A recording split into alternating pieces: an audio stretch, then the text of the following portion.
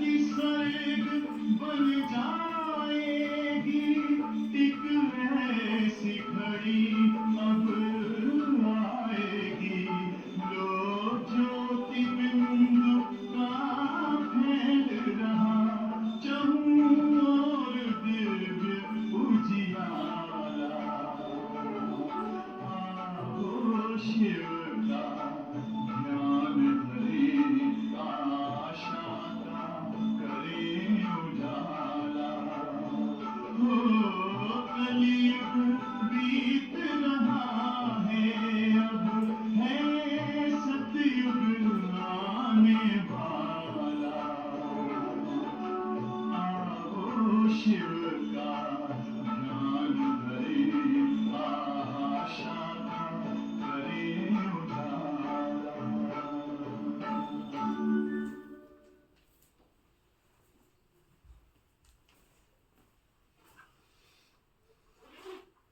ओम शांति।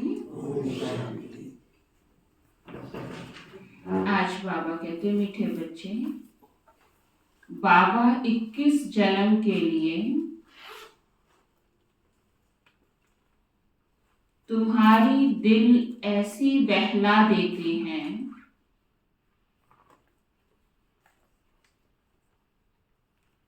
जो तुम्हें दिल बहलाने के लिए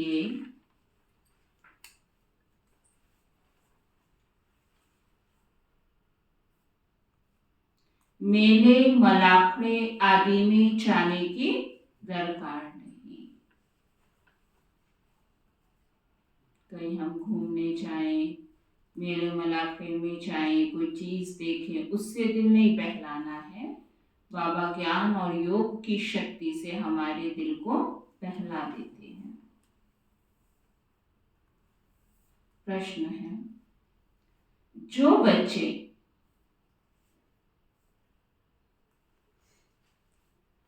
अभी बाप के मददगार हैं,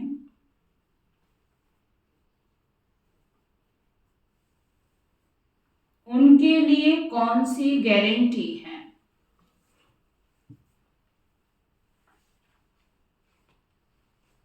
जो बच्चे अभी बाप के मददगार बनते हैं, उनके लिए बाबा कौन सी गारंटी करते हैं? कोई गारंटी की है बाबा ने? अगर मददगार होंगे तो गारंटी बाबा करेंगे। बाबा कहते, श्रीमत पर राजधानी स्थापन करने में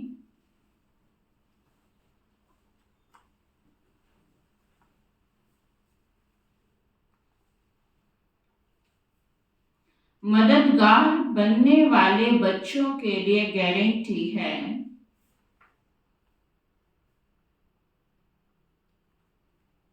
कि उन्हें कभी काल नहीं खा सकता।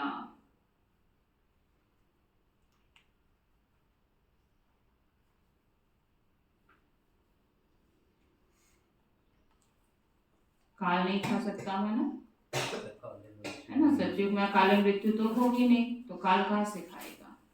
जो बाबा के मददगार बच्चे होंगे वही तो सतयुग में जाएंगे, और जो सतयुग में जाएंगे वहां पे काल का कोई काम ही नहीं।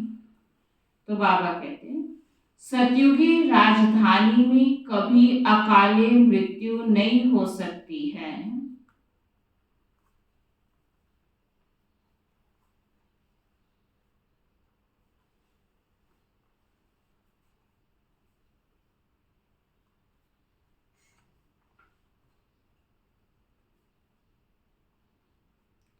मददगार बच्चों को बाप द्वारा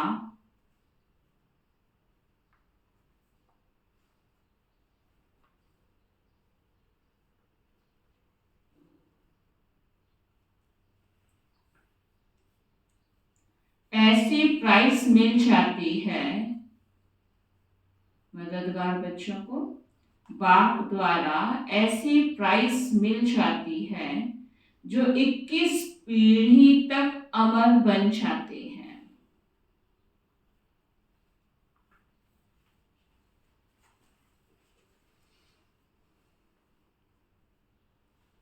ओम शांति। बने बनाए सृष्टि चक्र अनुसार, कल पहले मुआफिक शिव भगवानु वाच। अब अपना परिचय तो बच्चों को मिल गया, बाप का परिचय भी मिल गया। बेहद के बाप को तो जान लिया और बेहद के सृष्टि के आदि मध्य अंत को भी जान लिया। नंबरवार पुरुषार्थ अनुसार कोई अच्छी रीति जान जाते हैं जो फिर समझा भी सकते हैं। क्या कहना चाहता है बाबा? ज्ञान अंदर समझा होगा तो दूसरों को समझा सकेंगे। जो अंदर समझा ही नहीं है तो दूसरों को कैसे समझाएंगे? कोई अधूरा, कोई कम। जैसे लड़ाई में कोई कमांडर, चीफ, कोई कैप्टन, कोई क्या बनते हैं। राजाई की माला में भी कोई साहूकार प्रजा, कोई गरीब प्रजा नंबरवार है। बच्चे जानते हैं बरोबर हम खुद श्रीमत पर, सृष्टि पर श्रेष्ठ राजधानी स्थापन कर रहे हैं। जितनी जितनी जो मेहनत करते हैं उतनी उतनी बाप से प्राइस मिलती है। आजकल शांति के लिए राय देने वालों को भी प्राइस मिलती है।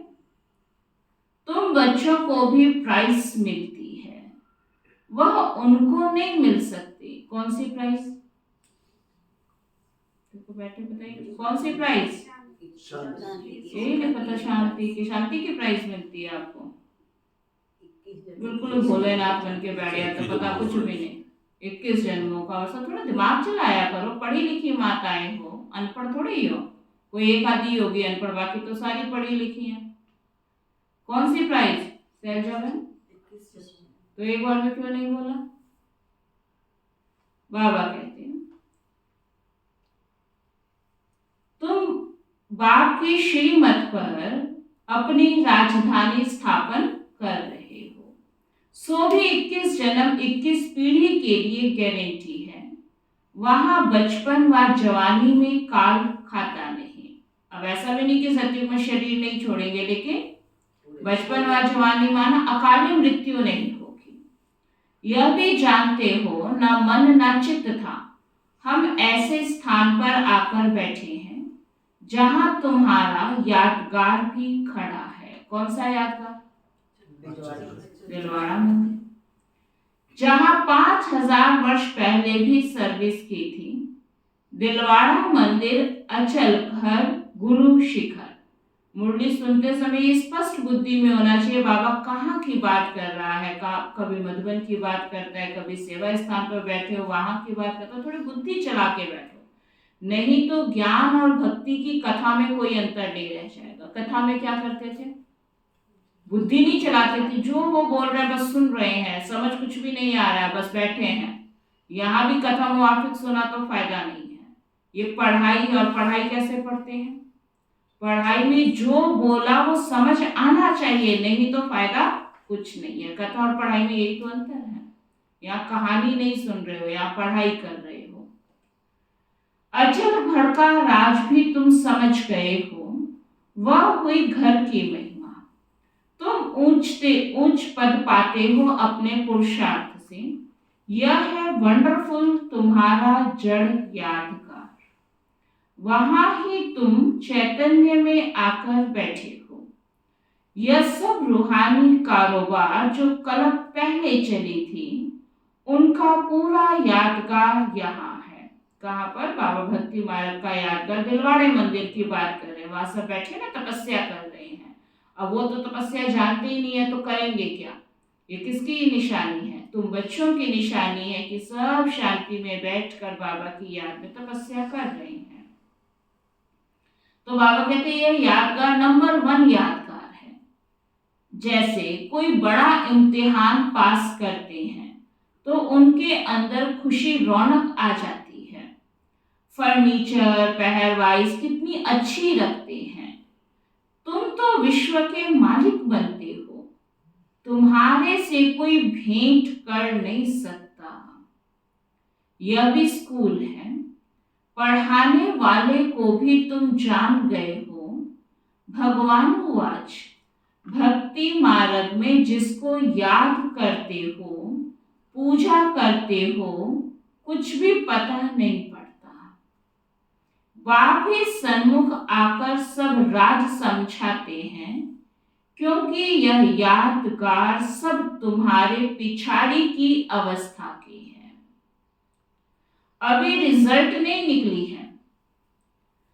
जब तुम्हारी अवस्था संपूर्ण बन जाती है, उनका फिर भक्ति मार्ग में यादगार बनता है।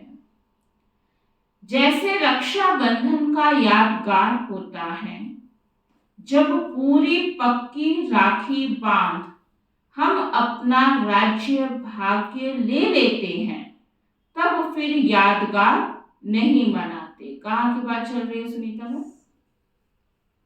कहाँ नहीं मनाएंगे? क्यों नहीं मनाएंगे?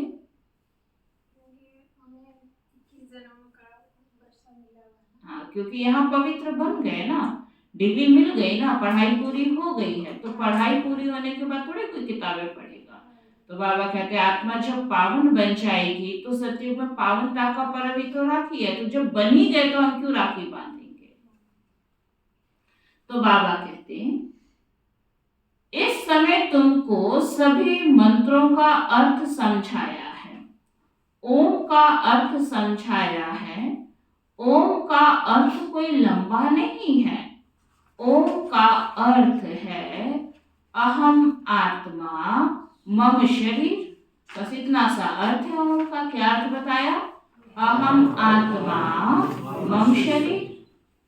अज्ञान काल में भी तुम देह अभिमान में रहते हो तो अपने को शरीर समझते हो। दिन प्रतिदिन भक्ति मार्ग नीचे गिराता जाता है। बाबा कहते तमो प्रधान बनता जाता है। भक्ति में भी अब गिरावट आती जा रही है ना, कितने नीचे गिर गए, गिरते ही जा रहे हैं। तो बाबा कहते कितना तमो प्रधान बनता जाता है। हर चीज पहले सतो प्रधान होती है। भक्ति भी पहले सतो प्रधान थी। जब एक सत्य शिव बाबा को याद करते थे भी बहुत थोड़े। दिन प्रतिदिन वृद्धि बहुत होनी है। जनसंख्या बढ़ती जा रही है ना, कितने भगत और आते जा रहे हैं। तो बाबा कहते वृद्धि होती है। विलायत में जास्ती बच्चे पैदा करते हैं तो उनको इनाम मिलता है। बाप कहते हैं काम महाशत्रु है। सृष्टि की बहुत वृद्धि हो चुकी है, अब पवित्र बनो। तुम बच्चे सृष्टि के आदि मध्य अंत को अब बाप द्वारा जान चुके हो। सतयुग में भक्ति का नाम निशान नहीं है। अभी तो कितनी धूमधाम है, मेले मलाखे बहुत लगते हैं। जो मनुष्य जाकर दिल को बहलाए, तुम्हारा दिल तो बाप आकर बहलाते हैं। माना भौतिक साधनों से अब हमारा मन ना बहले, ज्ञान योग से आत्मा संतुष्ट हो जाए। नहीं तो क्या होगा? बुद्धि कहेगी चलो यहाँ चले, थोड़ा मन बहल जाएगा। बाबा कहते नहीं, जो तुम सदैव बहलते रहते हो, तुमको कभी मेले आदि में जाने का ख्याल भी नहीं आएगा। बाबा को पता है ना अभी मेला लग रहा है, किस लिए जाना है? खेलने के लिए, देखने के लिए, झूले झूलने के लिए, सेवा के लिए। तो बाबा कहते हैं तुम्हें कभी ऐसा नहीं फलानी जगह जा रहे हैं, चल मैं भी चला जाऊं, थोड़ा घूम के आ जाऊं, मन बहला के आ जाऊं। नहीं, सेवा अर्थ जाना है ना। तो बाबा कहते हैं मेले आदि में जाने का ख्याल भी नहीं आएगा। कहाँ भी मनुष्य जाते हैं सुख के लिए। तुमको कहाँ पहाड़ों पर जाने की दरकार नहीं। तुम बच्चों को तो पूरा ज्ञान मिला है। बाप नहीं कहते कि मेरे साथ तुमको रहना है। तुमको घर बार भी संभालना है। सारा टाइम थोड़ी आश्रम पे बैठना है, अपना घर बार कारोबार संभालो। बच्चे जुदा तब होते हैं जब कोई खिटखिट होती है। चाहे तुम सेंटर पे रहते हो, लेकिन अवस्था ठीक होगी तो ऐसा ही अनुभव करोगे कि हम बाबा के साथ हैं। अगर कोई पाप कर्म किया या श्रीमत की अवज्ञा की तो चाहे घर रहो या सेंटर रहो, लगेगा ही नहीं बाबा आपके साथ है। तो बाबा कहते हैं फिर भी तुम बाप के संग में रह नहीं सकते। अगर खिटपिट करोगे तो बाबा साथ नहीं है। सब सतो प्रधान बन नहीं सकते। कोई सतो, कोई रजो, कोई तमो अवस्था में भी है। सब इकट्ठे रह नहीं सकेंगे। यह राजधानी बन रही है। जो जितना जितना बाप को याद करेंगे उस अनुसार राजधानी में पद पाएंगे।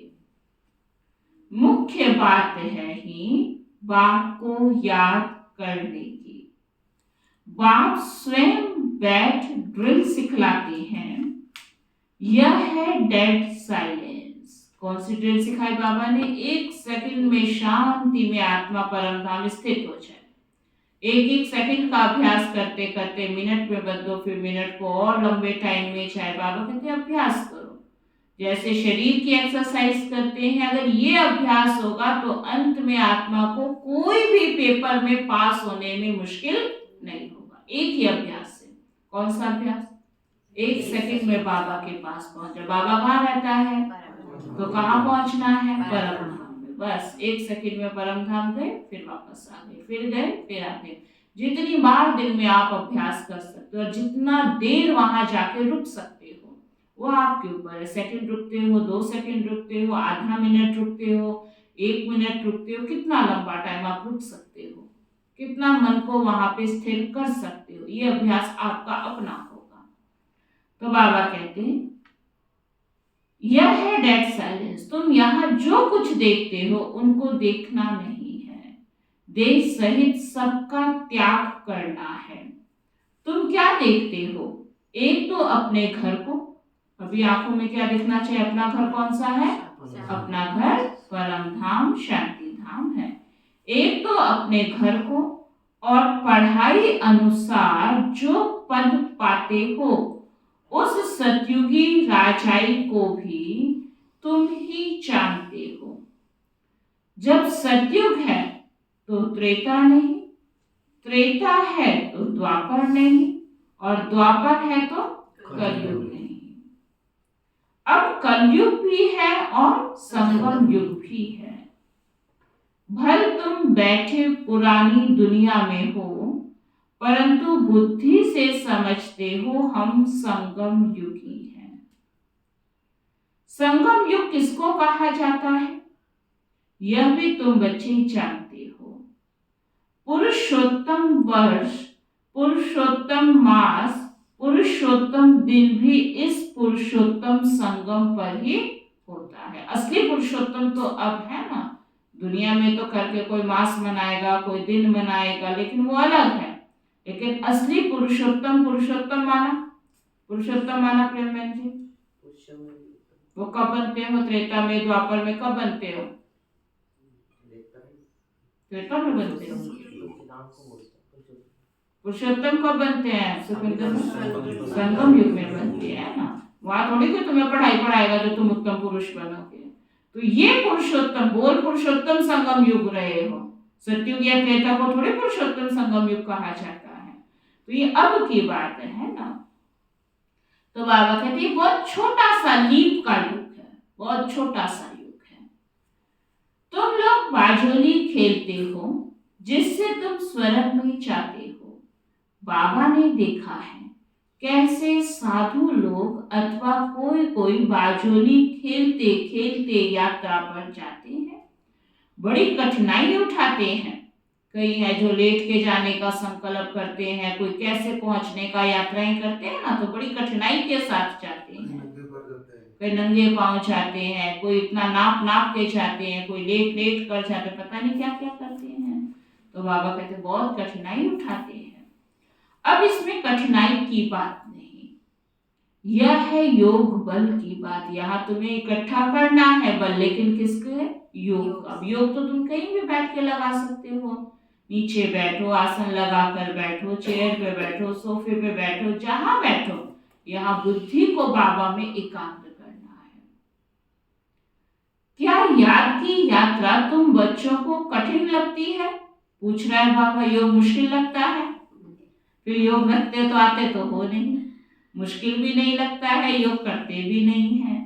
तो बाबा कहते हैं तुम बच्चों को क्या योग कठिन लगती है? नाम तो बहुत सहज रखा है, कहाँ सुनकर डर जना जाए, है ना। कई समझते हैं योग माना कोई हठ क्रियाएं होगी। बाबा कहते हैं इसलिए नाम तो क्या रखा है, योग, सहज योग, तो कोई डर ना जाए। कहते हैं बाबा हम योग में रह नहीं सकते, है ना। योग मुश्किल है शुकुंतला की कठिन है, आसान लगता है ना। एक बार जब अव्यक्त बाप दादा आते थे ना पहले, तो बच्चों से प्रैक्टिकली जब मिलते थे तो कुछ बच्चों को स्टेज पे भी जाने का चांस मिलता था। होलसेल तो सब मिलते ही थे, तो एक बच्चे को भी बाबा के पास सामने स्टेज पर जाने का चांस मिला। तो अगर मन में किसी के कोई प्रश्न होता था तो बाबा से पूछते भी थे। तो उस बच्चे ने भी पुरुषार्थ के अनुसार बाबा से पूछा कि बाबा मेरा योग नहीं लगता, योग का इम्पोर्टेंस तो पता है, लेकिन मेरा योग नहीं लगता। तो बाबा ने क्या जवाब दिया होगा? बाबा ने कहा देखो बच्चे, अभी तुम्हारा योग लगा है। कहते बाबा अभी तो आप सामने हो ना, तो जब सामने हो तो ये तो प्रश्न ही खत्म हो गया। तो बाबा ने कहा बस यही तो योग है, हर समय मुझे अपने सामने ही देखना, तो योग लगा रहेगा। हम पता नहीं कौन सा योग लगाना चाहते हैं। हाँ वो कमेंट्री में तो बोल रहा था उस अनुसार मैं नहीं पहुंचा, तो योग नहीं लगा। योग क्या है? योग प्यार है। योग क्या है? योग बातचीत है। योग क्या है? योग मन की आंखों से बाबा को देखना है, अनुभव करना है। योग माना वो नहीं जो आपने लगा दिया कमेंट्री और उसी अनुसार आप नहीं चल पाए तो योग नहीं लगा। योग माना कनरस नहीं है, योग माना मनरस है। अगर मेरा मन बाबा की बातों में खोया, मैंने बाबा से बात किया, मैंने बाबा को देखा, यही तो योग है। तो बाबा कहते हैं इसलिए बच्चे योग कोई मुश्किल नहीं है, तुम आराम से योग कर सकते हो। बाबा फिर हल्का कर देते हैं, यह है बाप की याद, याद तो सब चीजों को किया जाता है। बाप कहते हैं अपने को आत्मा समझो। तुम बच्चे हो ना, यह तुम्हारा बाप भी है, माशुक भी है। सब आशिक उनको याद करते हैं, एक बाप अक्षर भी काफी है। भक्ति मार्ग में तुम मित्र संबंधियों को याद करते, फिर भी हे प्रभु हे ईश्वर जरूर कहते हो। सिर्फ पता नहीं कि वह क्या चीज है। आत्माओं का बाप तो परमात्मा है, इस शरीर का बाप तो देहधारी है। आत्माओं का बाप अशरीरी है, वह कभी पुनर्जन्म में नहीं आते और सभी पुनर्जन्म में आते हैं, इसलिए बाप को ही याद करते हैं। जरूर कभी सुख दिया है, उनको कहा जाता है दुख हरता सुख करता, परंतु उनके नाम रूप देश काल को नहीं जानते। जितने मनुष्य उतनी बातें हैं, अनेक मतें हो गई है। बाप कितना प्रेम से पढ़ाते हैं, वह है ईश्वर शांति देने वाला। कितना उनसे सुख मिलता है, एक ही गीता सुनाकर पतितों को पावन बना देते हैं। प्रवृत्ति मार्ग भी चाहिए ना। मनुष्यों ने तो कल्प की आयु लाखों वर्ष कह दी है, फिर तो अनगिनत मनुष्य हो जाए। जब 5000 वर्ष में इतनी संख्या, तो लाखों में तो पता नहीं, इमेजिन भी नहीं कर सकते कितनी संख्या हो जाएगी। तो कितनी भूलें की है ना। यह नॉलेज तुमको अभी मिलती है, फिर प्राय लोप हो जाती है। चित्र तो है जिनकी पूजा होती है, परंतु अपने को देवता धर्म का समझते नहीं जो जिनकी पूजा करते हैं वह उस धर्म के हैं ना। यह समझ नहीं सकते कि हम आदि सनातन देवी देवता धर्म के हैं, उनकी ही वंशावली है। दुनिया में धर्म कैसे मानते हैं? अगर किसी के घर में देवताओं के चित्र रखे होंगे ना तो अपने आप समझ जाएंगे ये हिंदू धर्म का है, ये मुस्लिम धर्म का है, ये फलाने धर्म का है। तो बाबा कहते यह बाप ही समझाते हैं। बाप कहते हैं तुम पावन थे, फिर तमो प्रधान बन पड़े हो, अब पावन सतो प्रधान बनना है। क्या गंगा स्नान से बनेंगे?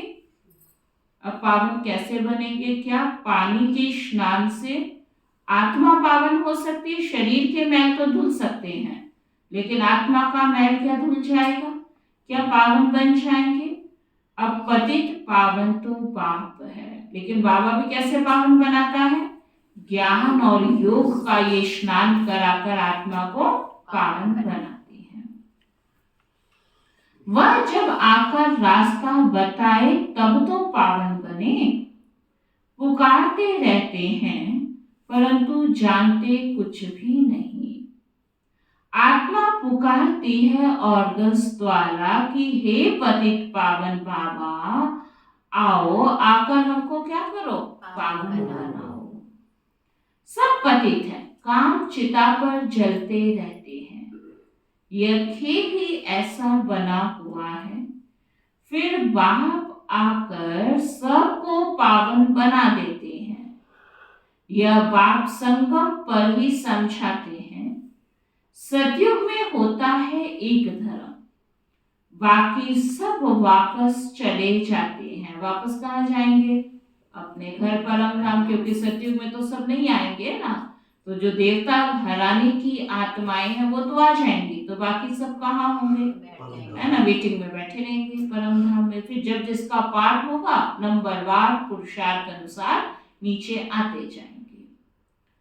तुम ड्रामा को समझ गए हो जो और कोई नहीं जानते। इस रचना का आदि मध्य अंत क्या है, ड्यूरेशन कितना है, यह तुम ही जानते हो।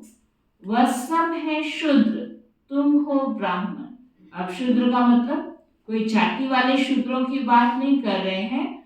जो विकारी हैं, जो पतित हैं, वो सब शूद्र कैटेगरी में आ गए। जो पवित्र हैं, जिनके अंदर श्रीमंत है, वो उनको बाबा कह रहे हैं ब्राह्मण है, जो बाप को पहचानते हैं। तुम भी जानते हो, लेकिन कैसे जानते हो? नंबरवार पुरुषार्थ अनुसार। बाबा तो ब्राह्मणों की डिग्री दे रहा है, लेकिन उसमें भी सब नंबरवार हैं। कोई गफलत करते हैं तो उनके रजिस्टर से दिखाई पड़ता है कि पढ़ाई कम की है। स्कूल में भी तो लास्ट में पता चलता है ना, एग्जाम से पहले कोई नहीं बता सकता कि ये बच्चा इंटेलिजेंट है कि दूसरा है। कैसे पता चलता है? पढ़ाई तो कोई भी कर सकता है, जब पेपर देता है तो पता चलता है कि किसको क्या पता था।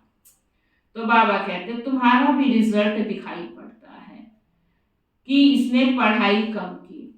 ये जरूरी नहीं है कि आप आश्रम डेली आ रहे हो, या जो बच्चा डेली स्कूल जाता है, एक भी छुट्टी नहीं करता, वही फर्स्ट आएगा, ऐसा है चंद्रमन जी?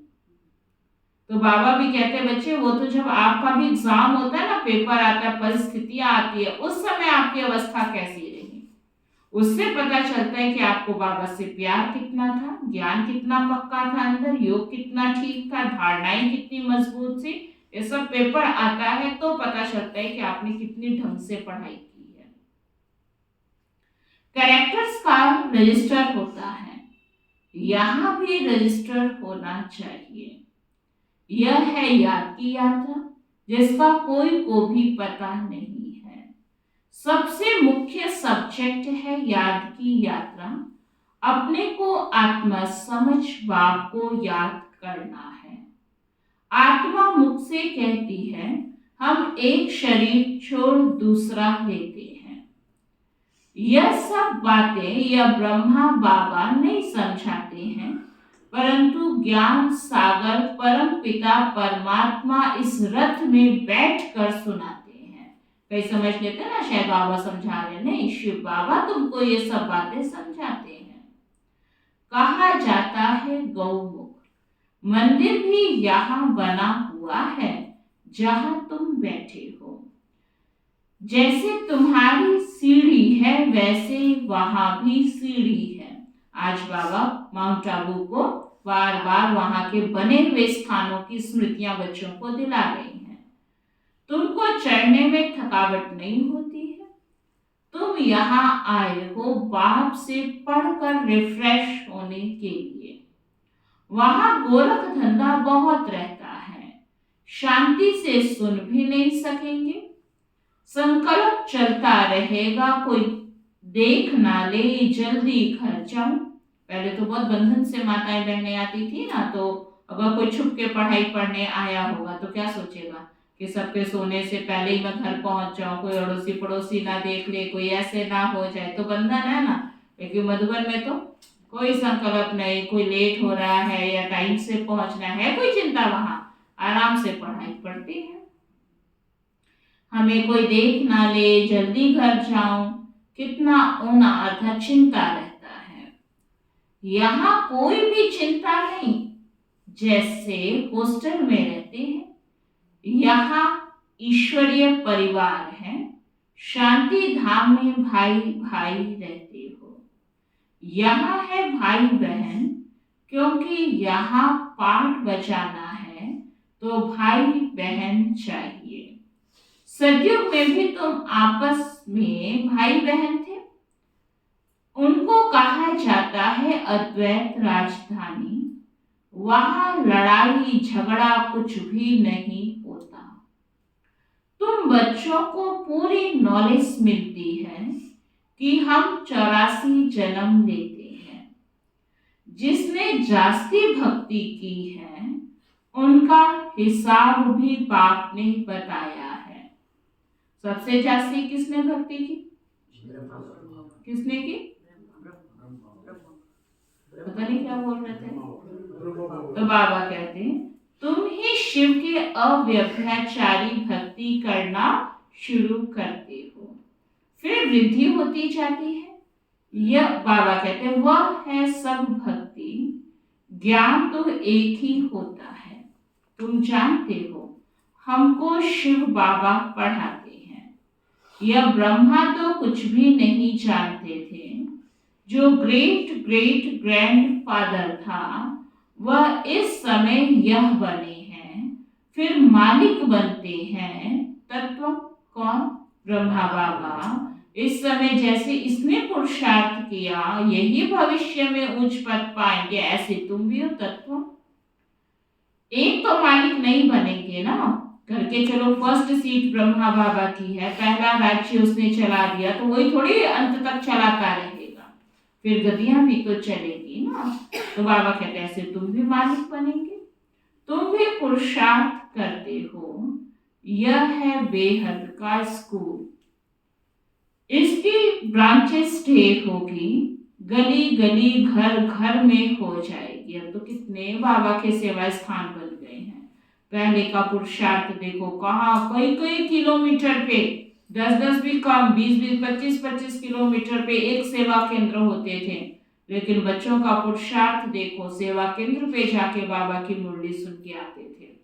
और अब हर छोटे बड़े स्थानों पे कितने कितने सेवा केंद्र हो गए हैं। तो यह भी क्या है? बेहद का स्कूल है।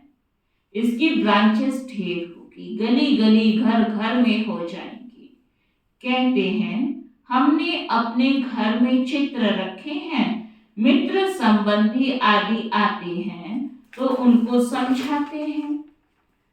जो इस झाड़ के पत्ते होंगे वह आ जाएंगे। माना जो हमारे इस परिवार के सदस्य होंगे ना, उनको कोई ना कोई बात उनको टच होगी और वो बाबा के बन जाएंगे। उन्हों के कल्याण के लिए तुम करते हो। चित्रों पर समझाना सहज होगा। सबको आता है चित्रों पे समझाना? किस किस को नहीं आता है वो ईमानदारी से हाथ खड़ा करे। करो, फिर सिखा देंगे। ठीक है, कोई बात नहीं। अभी मुरली जब पूरी होगी ना तो आपको अभी थोड़ी सी 4 बातें हम समझा देंगे जो प्रदर्शनी में जाके आपको समझाना आसान होगा। जब आप सेवा की फील्ड में निकलते हो और सचमुच दिल से समझते हो कि मुझे सेवा करनी है, आपको नहीं भी आता होगा ना, उन बच्चों को बाबा टच करेगा।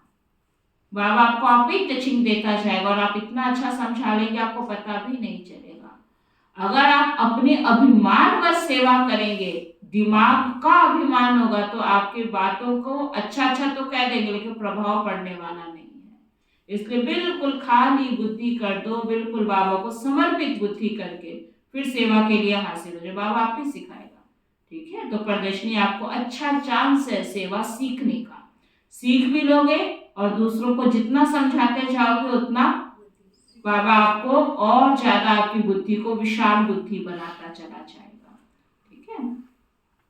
तो बाबा कहते हैं जो इस झाड़ के पत्ते होंगे वह आ जाएंगे, उन्हों के कल्याण के लिए तुम करते हो, चित्रों पर समझाना सहज होगा, शास्त्र तो ढेर पढ़े हैं अब सब भूलने हैं, बाप है पढ़ाने वाला वही सच्चा ज्ञान सुनाते हैं।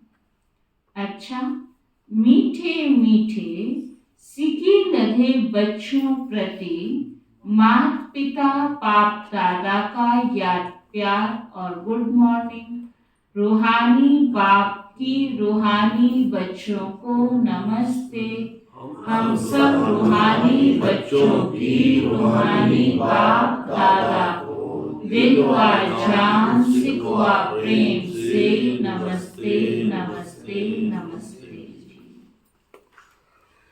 धारणा के लिए सार है, डेड साइलेंस की ड्रिल करने के लिए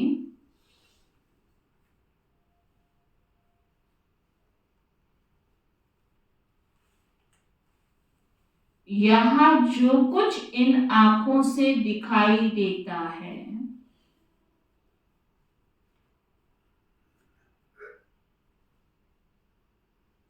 उसे नहीं देखना है।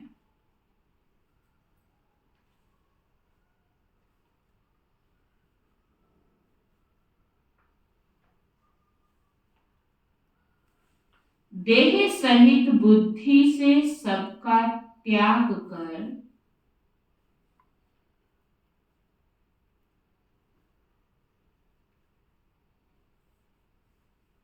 अपने घर और राज्य की स्मृति में रहना है।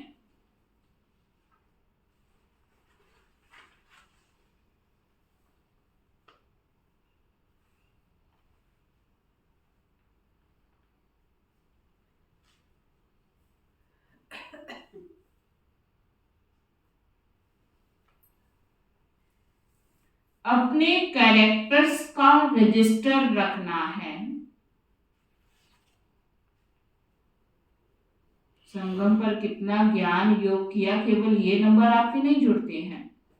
जब आपका भी लास्ट रिजल्ट होगा तो ये देखा जाएगा कि इस ब्राह्मण आत्मा ने लोगों को सुख कितना पहुंचाया। ये बाबा के घर में श्रीमत भी चला, ये सेवा की, ये कोई नहीं देखेगा कि ये डेली क्लास करता था और मुरली पढ़ता था, ये कोई नहीं देखेगा। क्या देखा जाएगा? इसने बाबा के घर में सुख कितना दिया, इसने सेवाएं कितनी की, यही सब नोट किया जाता है ना। इसने पढ़ाई को कितना इम्पोर्टेंस दिया, योग को कितना इम्पोर्टेंस दिया। इसने कभी बाबा की श्रीमत की अवज्ञा तो नहीं की, तेरी मेरी संग दोष में आकर किसी भी कारण से कोई परेशानी तो नहीं किया। तो हमारे भी रजिस्टर को बाबा चेक करता रहता है। इसलिए संगम का जीवन कैसा आप अपना बनाना चाहते हैं और आपका रिजल्ट आप खुद निकाल सकते हैं। अगर आप अपने मन की आंखों को खोलकर, चाहे स्थूल आंखें बंद कर लो और अपने आप से अपना सारा ब्राह्मण जीवन का चार्ट पूछो, किन किन बातों से, क्योंकि जो डिस्टर्ब करता है ना उसको भी पता होता है कि मैं अपनी इन एक्टिविटियों से दूसरों को डिस्टर्ब कर रहा हूँ। चाहे वो बाहरी देहाभिमान के कारण स्वीकार हम नहीं करेंगे, लेकिन अंदर आत्मा सब रियलाइज करा देती कि हाँ मैंने ये बात, मुझे पता है मैं गलत कर रहा हूँ। फिर अपना चार्ट आप ही निकाल लो। तो अभी भी अंत में मौका है, इसलिए बाबा कहते हैं चेक करना है। पढ़ाई में कोई गफलत नहीं करनी है।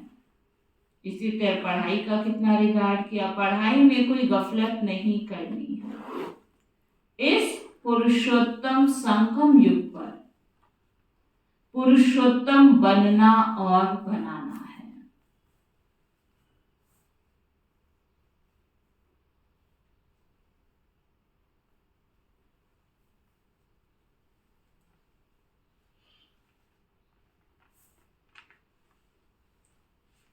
वरदान है, सदा सर्व प्राप्तियों से भरपूर रहने वाले हर्षित मुख, हर्षित चित्त भव। जिनको सभी प्राप्ति होंगी ना, उनका चेहरा कैसा होगा? सदा खुश। इसलिए बाबा कहते हैं सदा सर्व प्राप्तियों से भरपूर रहने वाले कौन? हर्षित मुख, हर्षित चित्त भव। जब भी कोई देवी या देवता की मूर्ति बनाते हैं तो उसमें चेहरा सदा हर्षित दिखाते हैं। तो आपके इस समय के हर्षित मुख रहने का यादगार चित्रों में भी दिखाते हैं। चेहरे पे भी उदासी के चिन्ह ना दिखाई दे। तो बाबा कहते हैं इसी का यादगार भक्ति में भी क्या करते हैं? अगर आपने भी भक्ति में कभी कोई देवी देवताओं की फोटो या कोई मूर्ति खरीदी होगी कभी, तो कैसी वाली खरीदना पसंद करते हो? है ना? उसका ध्यान रखते हैं। ऐसे थोड़े कि कोई भी चित्र उठा लो और कोई भी खरीद लो। तो बाबा कहते हैं तो वो निशानी किसकी है? वो आप बच्चों की निशानी है ना। तो बाबा कहते हैं हर्षित मुख अर्थात सदा सर्व प्राप्तियों से भरपूर। जो भरपूर होता है वही हर्षित रह सकता है। अगर कोई भी अप्राप्ति होगी तो हर्षित नहीं रहेंगे। कोई कितना भी हर्षित रहने की कोशिश करे, बाहर से हंसेंगे लेकिन दिल से नहीं। ये भी पता चल जाता है, लेकिन जो हंस रहा है उसको नहीं पता चल रहा है। लेकिन डुप्लीकेट मुस्कुराना और अंदर से मुस्कुराना, दोनों में अंतर होता है। कोई कितना भी हर्षित रहने की कोशिश करे, बाहर से हंसेंगे लेकिन दिल से नहीं। आप तो दिल से मुस्कुराते हो क्योंकि सर्व प्राप्तियों से भरपूर हर्षित चित्त है। स्लोगन है, पास विद ऑनर बनना है तो हर खजाने का जमा खाता भरपूर हो। फुल पास होना चाहते हैं, पास विद ऑनर होना है तो हर खाते का जमा का खाता कैसा होना चाहिए? भरपूर हो।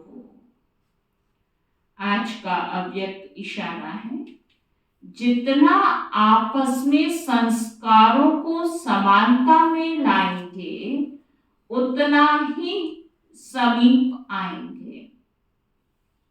जैसे साकार रूप के संस्कार उपराम और साक्षी दृष्टा के रहे, यही साकार के संपूर्ण स्थिति के श्रेष्ठ लक्षण थे।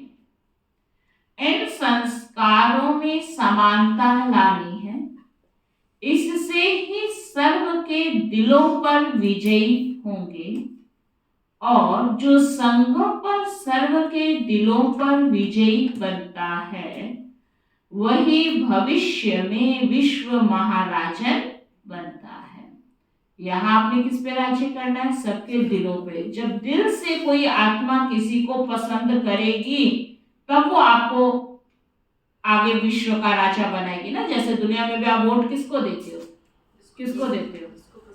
जिसको आप पसंद करते हो। जब आप पसंद ही नहीं करते हो और वो वोट मांगने आ भी जाए, आप दे देंगे?